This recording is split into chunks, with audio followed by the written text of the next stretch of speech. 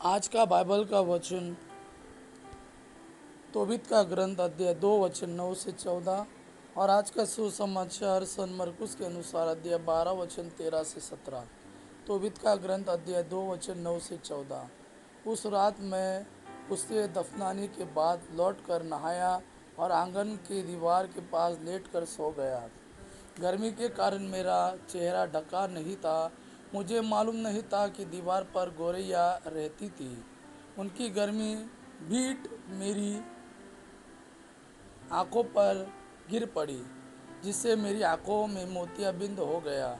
मैं इलाज के लिए वैद्यों के पास गया, किंतु उन्होंने मेरी आंखों पर जितना अधिक मरहम लगाया, मैं उतना ही कम देखने लगा और अंत में मैं अंधा हो गया। मैं 4 वर्ष तक अंधा रहा और सभी भाई मेरे कारण दुखी थे। जब तक अहिकर एलीमय नहीं गया, तब तक वह मेरी जीविका का प्रबंध करता रहा। उसी समय मेरी पत्नी आना सिलाई बुनाई का काम करती थी। मालिक उसे पूरी मजदूरी देते थे। 11वें महीने के 7वें दिन वह सिलाई का काम पूरा कर उसे मालिकों को देने गई और उन्होंने मजदूरी के सिवा बकरी का बच्चा दिया। जब बच्चा घर आया और मिमियाने लगा, तो मैंने पत्नी से पूछा, यह बच्चा कहाँ से आया? कहीं चोरी का तो नहीं है? इसे इसके मालिक को लौटा दो, हम चोरी की चीज़ नहीं खा सकते। उसने उत्तर दिया, यह मुझे मजदूरी के साथ बख्शिश में मिला है।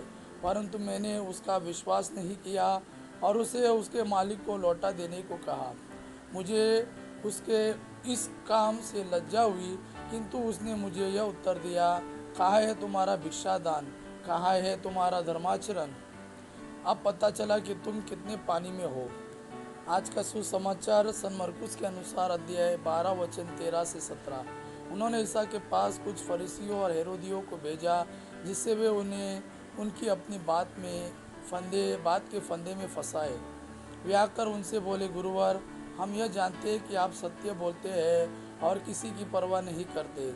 आप मोह देखी बात नहीं करते, बल्कि सच्चाई से ईश्वर के मार्ग की शिक्षा देते हैं। कैसर को कर देना उचित है या नहीं, हम दे या नहीं दे? उनकी धूर्तता भाप कर ईसा ने कहा, मेरी परीक्षा क्यों लेते हो? एक दिनार लाकर मुझको दिखलाओ। एक दिनार लाकर मुझे दिखलाओ। वे दिनार लाए और ईसा ने उनसे पूछा, यह किसका चेहरा और किसका लेख है? उन्होंने उत्तर दिया, कैसर का। इस पर ईसा ने उनसे कहा, जो कैसर का है उसे कैसर को दो और जो ईश्वर का है उस ईश्वर को। यह सुनकर वे बड़े अचंभे में पड़ गए। यह प्रभु का वाणी है। प्रभु को धन्यवाद। आबा पिता की महिमा और पुत्र यीशु का प्रेम आप पर सदा सर्वदा बना रहे। आमीन।